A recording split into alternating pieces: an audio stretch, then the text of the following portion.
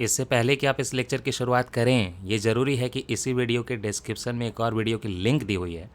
वो वीडियो हमने एग्रीकल्चर के लिए 2020 में प्रोड्यूस किया था, 2020 के प्रीलिम्स के लिए, और काफ़ी क्वेश्चन उससे डायरेक्टली इनडायरेक्टली एग्जाम में एक्चुअली आ गए थे। उस वीडियो को आप देख लें तो आपकी एग्रीकल्चर की एक्चुअली फुलफिलमेंट हो जाएगी, रिक्वायरमेंट पूरी हो जाएगी। उसमें पूरा फाउंडेशन है, जितनी भी मिनिस्ट्रीज़ रिलेटेड हैं सब कुछ है, गवर्नमेंट स्कीम रिलेटेड सब कुछ है, पब्लिक डिस्ट्रीब्यूशन सिस्टम है, नेशनल फूड सिक्योरिटी एक्ट है, कमेटी के रिकमेंडेशंस है, मिनिमम सपोर्ट प्राइस है, क्रॉप है, यूरिया है, सब्सिडी है, न्यूट्रिएंट बेस्ड सब्सिडी है, सब कुछ है। पूरा फाउंडेशन है वो एग्रीकल्चर का।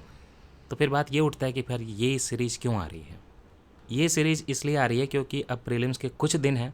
दूसरी बात कि कुछ करंट अफेयर उसके बाद भी ऐड हुआ उस वीडियो के बाद, तो उस करंट अफेयर को ऐड करना, कुछ और गवर्नमेंट स्कीम डिस्कस करना और आपको एक पिन पॉइंटेड मटेरियल देना, ताकि यूपीएससी का प्रीलिम्स का जो प्रीवियस ईयर का 20 से 30 साल का ट्रेंड रहा है एग्रीकल्चर वाले पोर्शन में, उसकी फुलफिलमेंट हो सके। तो एक प्रिसाइज ये पूरा सीरीज है। इस चीज़ की शुरुआत करते हैं। तो सबसे पहले तो ये कि इसमें हम पढ़ने क्या वाले हैं, तो उन टॉपिक को पहले देख लेते हैं कि जो कि हम कवर करेंगे। सबसे पहला टॉपिक तो यही होगा कि ऑर्गेनाइजेशनल स्ट्रक्चर क्या है, और उसको समझने की इसलिए ज़रूरत है क्योंकि फिर आपको अदरवाइज़ गवर्नमेंट स्कीम वगैरह समझ में नहीं आएंगे। तो ऑर्गेनाइजेशनल स्ट्रक्चर समझना बहुत ज़रूरी है।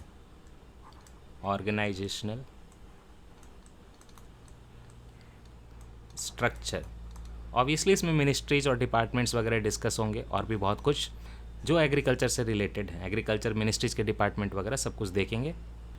दूसरा टॉपिक होगा हमारा एग्रीकल्चरल इनपुट। इनपुट में क्या क्या हो सकता है, सबसे पहले बताइए। इनपुट में लैंड हो सकता है कि नहीं हो सकता?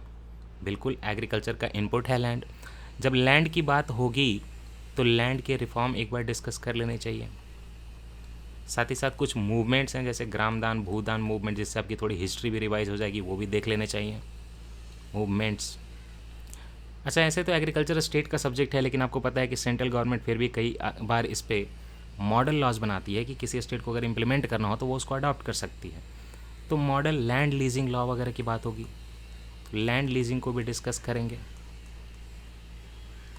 मॉडल लॉज को डिस्कस करेंगे, कॉन्ट्रैक्ट फार्मिंग मॉडल लॉ को डिस्कस करेंगे। इतना ही नहीं है, एक बहुत बड़ा इंपॉर्टेंट टॉपिक है यहाँ पे, और वो है जब लैंड की बात होगी तो ट्राइबल लैंड की भी बात होगी, और ट्राइबल लैंड की बात होगी तो 2006 के scheduled tribes and other traditional forest dwellers recognition of forest right की बात तो होनी चाहिए। उसको कई बार शॉर्ट में फॉरेस्ट राइट एक्ट बोला जाता है, FRA 2006 का, ये देखना होगा, राइट। उसके बाद जो हम एग्रीकल्चरल इनपुट की बात करेंगे वो होंगे हमारे सीड्स, वो होंगे हमारे सीड्स। और जब सीड की बात होगी तो इंडिया में आपको पता होना चाहिए एक नेशनल सीड पॉलिसी है। ये सीड पॉलिसी आई थी 2002 में, तो सीड पॉलिसी 2002 में क्या दिया हुआ वो देखना होगा। साथ ही साथ ये समझिए कि कुछ सीड बैंक, सीड वॉल्ट वगैरह वाली चीज़ें हैं लद्दाख के एरिया में, नॉर्थ एरिया में कुछ सीड वॉल्ट वगैरह बनाए हुए हैं, और पूरा एक इंटरनेशनल लेवल पे भी है नॉर्वे के पास, ठीक। तो सीड बैंक, सीड वॉल्ट वगैरह देखेंगे, राइट। ग्रीन रिवॉल्यूशन से सीड का क्या रिलेशन है, हाई यील्डिंग वेराइटीज़ का, उसको भी एक बार देख लेना होगा। बाकी जो जेनेटिकली मॉडिफाइड सीड वगैरह है जैसे GM क्रॉप वगैरह का है, BT कॉटन वगैरह का है, GM मस्टर्ड है, ये सारा साइंस एंड टेक्नोलॉजी में बहुत डीपली कवर कराया हुआ है, तो उसको फिर से कवर कराने की ज़रूरत नहीं है। नेक्स्ट ये है कि जब आपने सीड डिस्कस कर लिया है, पौधे लगाएंगे तो उस पर फर्टिलाइज़र डालेंगे ना डालेंगे? डालेंगे भाई। और फर्टिलाइज़र तो हर साल यूपीएससी का फेवरेट होता है, कुछ ना कुछ उससे पूछता ही है। फर्टिलाइज़र्स देखने होंगे, फर्टिलाइज़र देखेंगे तो उसमें सबसे इंपॉर्टेंट जो होगी वो यूरिया पे जो सब्सिडी दी जाती है, पिछले साल भी पूछा गया था, यूरिया सब्सिडी पढ़ेंगे। यूरिया सब्सिडी पढ़ेंगे तो नीम कोटेड यूरिया भी देखना होगा, यूरिया पढ़ेंगे तो नीम कोटेड यूरिया का सिंथेसिस कैसे होता है, ये सारी चीज़ें थोड़ी बहुत एक बार विजिट करनी पड़ेंगी। दोनों क्वेश्चन पिछली बार आ चुके हैं, है ना, एक ही क्वेश्चन में अलग अलग ऑप्शन में आ चुके हैं। सॉइल हेल्थ कार्ड, जब यूरिया के कंजम्पशन की बात होगी तो डायरेक्ट बेनिफिट ट्रांसफ़र इन फर्टिलाइज़र सब्सिडी, वो देखना होगा। देन ये आता है कि एक यूरिया के अलावा जो बाकी हैं तो उसके लिए न्यूट्रिएंट बेस्ड सब्सिडी की बात होती है, तो वो भी डिस्कस करना होगा, राइट। जब फर्टिलाइज़र डाल ही देंगे तो और थोड़ा केमिकल डालते हैं, पेस्टिसाइड्स डालते हैं, तो कुछ जो इंपॉर्टेंट पेस्टिसाइड्स हैं जिनको आप रिकॉग्नाइज कर सकें उतना डिस्कस कर लेंगे, राइट। फिर हम करेंगे नेक्स्ट टॉपिक जो करेंगे, थर्ड टॉपिक जो करेंगे हम लोग, वो करेंगे हम लोग ऑर्गेनिक फार्मिंग। ऑर्गेनिक फार्मिंग एक सस्टेनेबल एग्रीकल्चर का टाइप है, तो ऑर्गेनिक फार्मिंग से भी यूपीएससी क्वेश्चन पूछ देता है। ऑर्गेनिक फार्मिंग हो गए, ज़ीरो टिलेज हो गए, ये सब जो है कंजर्वेशन के लिए किए जाते हैं। फिर क्या है नेक्स्ट, इसी एग्रीकल्चर इनपुट से ही मिलता जुलता एक है टॉपिक वाटर, इनपुट में भी मान सकते हैं आप इसको। चलिए ऑर्गेनिक फार्मिंग को भी हम एक इनपुट ही मान लेते हैं, मान लीजिए। तो नेक्स्ट हम लोग क्या करेंगे, वाटर का डिस्कस करेंगे। और वाटर के लिए गवर्नमेंट के कई सारे स्कीम चल रहे हैं, तो उससे रिलेटेड जितनी भी मिनिस्ट्री और डिपार्टमेंट हैं, स्कीम्स हैं, उसका डिस्कशन किया जाएगा। इरिगेशन के डिफरेंट टाइप्स होते हैं, जैसे माइक्रो इरिगेशन होता है, स्प्रिंकल इरिगेशन होता है, फर्टिगेशन होता है, माइक्रो है ना, फर्टिगेशन, ये क्वेश्चन पूछे जा चुके हैं प्रीवियस ईयर क्वेश्चन में ऑलरेडी, तो ये सारे आपके इंपॉर्टेंट होते हैं। प्रधानमंत्री कृषि सिंचाई योजना जो स्कीम है वो आपके लिए बहुत इंपॉर्टेंट है, इसको डिस्कस करना पड़ेगा।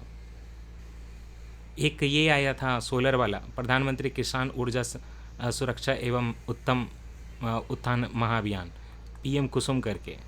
अभी HCS में इस पर प्रीलिम्स में क्वेश्चन भी पूछा था, आपसे भी पूछा जा सकता है, कोई बड़ी बात नहीं है, उसको डिस्कस करेंगे। एक स्कीम आएगा अटल भूजल योजना, अटल भूजल योजना, इसको डिस्कशन किए बिना नहीं निकल सकते। तो ये सारी चीज़ें हम लोग डिस्कस कर लेंगे वाटर के अंदर। फिर आती है कि थोड़ा बहुत फार्म मैकेनाइजेशन, तो एग्रीकल्चर से रिलेटेड जहाँ पे इनपुट में फार्म में जैसे मैकेनाइजेशन करना है, तो उसके लिए क्या आपका इंश्योरेंस वगैरह का स्कीम है, वो सब देखेंगे। खैर एनीवे, नेक्स्ट जो मोस्ट इंपॉर्टेंट चीज़ है आपके लिए, थर्ड टॉपिक जो आ गया, एक तो हमने डिस्कस कर लिया ऑर्गेनाइजेशनल स्ट्रक्चर, दूसरा अभी तक इनपुट चल रहा था, तीसरा जो है क्रॉप्स हैं। क्रॉप्स के साथ हमें क्रॉपिंग पैटर्न भी पढ़ना है, और ये प्रीवियसली बहुत ज़्यादा इंपॉर्टेंट रहा। सारे क्रॉप नहीं पढ़ने, प्रीवियस ईयर को पढ़ेंगे तो आपको पता चलेगा 8-10 क्रॉप है, उसी में घुमा फिरा के क्वेश्चन आता है इनका। एक तो आपको क्रॉपिंग पैटर्न देखना पड़ेगा, और क्रॉपिंग पैटर्न आपको कैसे देखना पड़ेगा, क्रॉपिंग पैटर्न आपको इंडिया में रीजन वाइज देखना पड़ेगा, क्लाइमेट वाइज देखना पड़ेगा, जैसे टेम्परेट क्लाइमेट में कौन सा हो रहा है, सब ट्रॉपिकल में कौन सा हो रहा है, ट्रॉपिकल में कौन सा हो रहा है। ये भी देखना पड़ेगा कि भाई जो 3 टाइप के क्रॉप होते हैं, रबी, खरीफ और जायद, इनके नाम याद होने चाहिए कि कौन कौन से क्रॉप इंपॉर्टेंट है। इसमें छोटे वाले नाम भी याद होने चाहिए क्योंकि फैक्चुअल इन्फॉर्मेशन है और यूपीएससी पूछ डालता है। सीरियल नॉन सीरियल का फ़र्क भी समझ में आना चाहिए।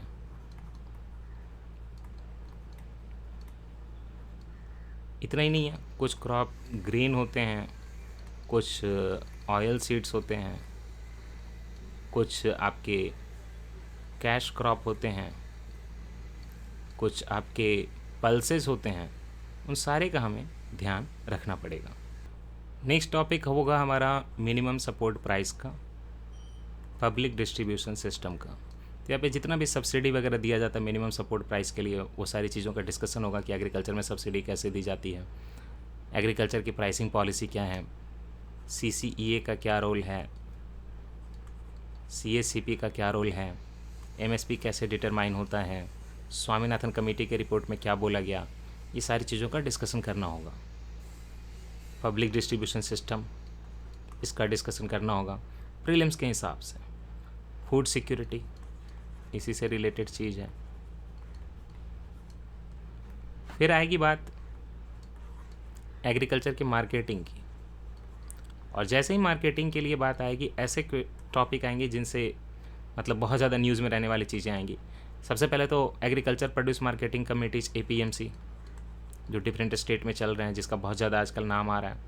फिर हम पढ़ेंगे इलेक्ट्रॉनिक नेशनल एग्रीकल्चर मार्केट, जो कि अगेन बहुत ज़्यादा फेमस हो रही है और APMC के खिलाफ मानी जा रही है कई लोगों द्वारा। यहीं पे इसी चीज़ का डिस्कशन होगा फार्म लॉज जो आए थे आपके 2020 में, जो आज तक न्यूज़ में हैं और हद से ज़्यादा न्यूज़ में है। अभी तक क्वेश्चन तो पूछा नहीं, लेकिन देखिए कभी भी पूछ दिया जा सकता है। तो फार्म लॉज 2020 आपके लिए बहुत इंपॉर्टेंट होंगे। जब मार्केटिंग की बात होगी तो एग्रीकल्चर कमोडिटीज़ के एक्सपोर्ट की भी बात होगी, और वहाँ पे एक्सपोर्ट का जो डेटा है, जो इंपोर्ट का डेटा है, उसका थोड़ा ध्यान रखना पड़ेगा कुछ पार्टिकुलर क्रॉप के लिए। Then we will also discuss, जब मार्केटिंग की बात होगी तो इसका इन्फ्लेशन, एग्रीकल्चर की कमोडिटीज़ का कई बार प्राइस इन्फ्लेट हो जाता है, कई बार डिफ्लेट हो जाता है, तो इन्फ्लेशन डिफ्लेशन भी देखना होगा हमें। नेक्स्ट में हम लोग कुछ मिशंस डिस्कस करेंगे, जैसे एक है mission for integrated development of horticulture,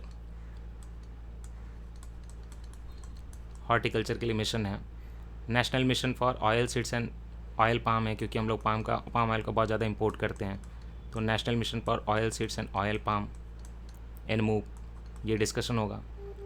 saffron का भी मिशन चल रहा है, उसको भी देखेंगे। एक बहुत इंपॉर्टेंट है national mission on sustainable agriculture, इसका डिस्कशन तो करना ही पड़ेगा। National food security mission, food security mission और फूड सिक्योरिटी एक्ट अलग है, ठीक है। फिर राष्ट्रीय कृषि विकास योजना, ये सारे डिस्कशन वो करने के बाद हम लोग 7 नंबर पे, 1 मिनट, 7 नंबर पे टेक्नोलॉजी इन एग्रीकल्चर करेंगे। तो जितना भी आपका ड्रोन टेक्नोलॉजी हो या और कई सारी आर्टिफिशियल इंटेलिजेंस, ब्लॉकचेन का क्या यूज़ हो सकता है, स्पेस टेक्नोलॉजी का क्या यूज़ हो सकता है, ये सारी चीज़ों का डिस्कशन करेंगे, राइट। और फिर जो 8वां चैप्टर आएगा, 8वें चैप्टर में थोड़ा और आगे जाएंगे। 8वें चैप्टर में थोड़ा बहुत देखिए, जीएम क्रॉप का टॉपिक 8वें चैप्टर में, लेकिन ये पहले करा दिया कंप्लीट, राइट। तो नैनोटेक भी करा दिया मेरे हिसाब से, तो कम चीज़ें रह जाती हैं, लेकिन सिस्टम ऑफ राइस इंटेंसिफिकेशन कर लेंगे। Sustainable agriculture, sugar cane initiative है, शुगर केन के लिए उसको कवर कर लेंगे। National initiative on climate resilient agriculture, NICRA, इसके बारे में थोड़ा देखा जाएगा। और एक बहुत चीज़ इंपॉर्टेंट होती है कृषि विज्ञान केंद्र, इनके बारे में जानना है कि ये क्या होते हैं, राइट। ये कर लेने के बाद थोड़ा सा हमें अलाइड एग्रीकल्चर में जाना होगा। अलाइड एग्रीकल्चर में हमें डिस्कस करना होगा एनिमल हस्बेंड्री के बारे में। एनिमल को हस्बैंड नहीं बनाना है, एनिमल को पालना पोसना बड़ा करना है ना, और इकॉनमी चलानी। एनिमल हस्बेंड्री, डेयरी, फिशरी, थोड़ा बहुत इंफॉर्मेशन और कुछ एक्स्ट्रा टॉपिक अगर और आएंगे तो, राइट। तो ये सारा है ओवरव्यू, ये सब हमें कवर करना है तो अच्छा रहेगा। इसके बीच में आपके कई सारी ऐसी चीज़ें कवर हो जाएंगी जो माइन्यूटली आपको शायद अभी ना दिखें। जैसे गवर्नमेंट स्कीम वगैरह करेंगे तो सॉइल हेल्थ कार्ड तो करना पड़ेगा। सॉइल हेल्थ कार्ड तो पहले बता दिया शायद, यूरिया वगैरह की सब्सिडी वगैरह के टाइम पे, हाँ बता दिया। प्रधानमंत्री फसल बीमा योजना करना पड़ेगा, पीएम किसान करना पड़ेगा। ये पिछले वीडियो में भी ये सब किया हुआ है, तो अगर इस वीडियो में कहीं ना मिले तो प्लीज़ समझ लीजिएगा कि पिछले वीडियो में होगा, तभी ऐसी चीज़ें हो रही हैं। 10वां टॉपिक एक मैं अलग से मेंशन कर देता हूँ, अगर बीच में कवर ना हो तो वो हमें कराना है, ज़रूरी है। सस्टेनेबल एग्रीकल्चर की जहाँ तक बात की थी तो मैंने खाली ऑर्गेनिक फार्मिंग बोली थी, लेकिन सस्टेनेबल एग्रीकल्चर में हम खास करके कंजर्वेशन एग्रीकल्चर पे फोकस करेंगे। कंजर्वेशन एग्रीकल्चर पे इसलिए फोकस करेंगे कि ज़ीरो टिलेज जैसी एक जो चीज़ है जो 1-2 बार पूछ दी गई है, तो ज़ीरो टिलेज देखना पड़ेगा। और भी कुछ कंजर्वेशन एग्रीकल्चर के टाइप हों तो वो भी हमें डिस्कस करने होंगे, राइट। अच्छा, इतना ही नहीं है, मैं आपको क्रॉपिंग वगैरह का तो पैटर्न पढ़ाऊँगा ही। एक और चीज़ है, मैं आपको इंडिया की सॉइल टाइप्स भी पढ़ाने वाला हूँ कि कौन से, जब क्रॉप पढ़ाऊँगा ही, जैसे कॉटन पढ़ाऊँगा तो ब्लैक सॉइल पढ़ाऊँगा, तो सॉइल वाइज भी पढ़ा सकता हूँ, क्रॉप वाइज भी पढ़ा सकता हूँ कि कैसे सॉइल की ज़रूरत पड़ेगी। इंडिया का ओवरऑल जो सॉइल मैप है दैट विल बी डिस्कस्ड। ऐसे तो हम मैपिंग सीरीज में ऑलरेडी स्टेट वाइज कर चुके हैं ये, लेकिन अलग से भी कर लेंगे। तो this is the entire plan.